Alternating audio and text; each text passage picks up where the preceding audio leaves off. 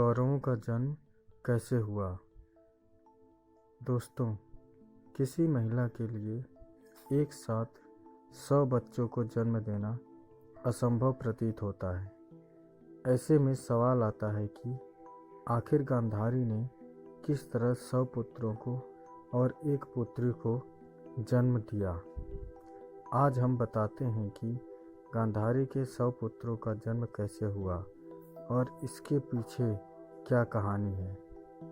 कौरव धृतराष्ट्र और गांधारी के पुत्र थे और उनके एक पुत्री भी थी जिसका नाम दुशाला था। वहीं सबसे ज्येष्ठ पुत्र का नाम दुर्योधन, जो महाभारत के सबसे अहम पात्रों में एक है।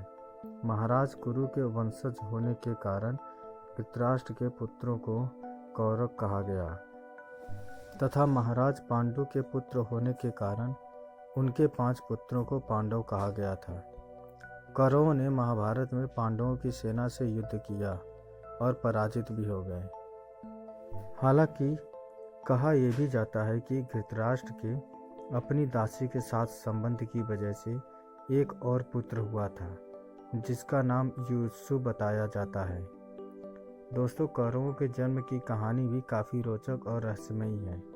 प्रचलित कहानियों के आधार पर एक बार गांधारी की सेवा से खुश होकर ऋषि व्यास ने गांधारी को एक वरदान दिया था। ऋषि व्यास ने ही गांधारी को 100 पुत्रों की मां होने का आशीर्वाद दिया था। इसके बाद गांधारी गर्भवती हुई, लेकिन कहा जाता है कि गांधारी 9 महीने की बजाय 2 साल तक गर्भवती रही। इसके बाद उन्होंने एक मांस के टुकड़े को जन्म दिया, यानी गांधारी को एक भी संतान नहीं हुई। इसके बाद खुद ऋषि व्यास ने इस मांस के टुकड़े को 101 हिस्सों में विभाजित किया और अलग अलग घड़ों में रखवा दिया। 101 घड़ों में रखे गए मांस के टुकड़ों से बच्चों का विकास हुआ और धीरे धीरे उन घड़ों में से जो बच्चे निकले उन्हें ही कौरव कहा गया। 101 घड़ों में से 100 तो कौरव भाई निकले, जबकि एक में दुशाला ने जन्म लिया जो 100 कौरवों की अकेली बहन थी। इस प्रकार 100 कौरवों का जन्म हुआ।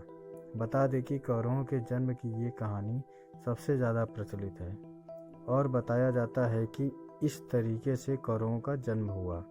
लेकिन जब भविष्य में महाभारत का युद्ध हुआ तो उस युद्ध में केवल 5 पांडवों ने 100 कौरवों को पराजित कर दिया और सभी मृत्यु को प्राप्त हो गए।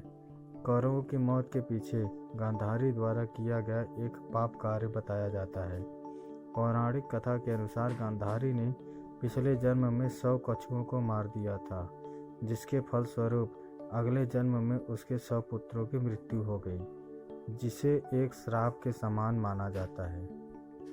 दोस्तों, कौरवों के जन्म की ये कहानी आपको कैसी लगी, प्लीज़ हमें कमेंट करके ज़रूर लिखिए। अगर कहानी अच्छी लगती है तो चैनल को शेयर कीजिए, सब्सक्राइब कीजिए और लाइक कीजिए। आपका बहुत बहुत धन्यवाद।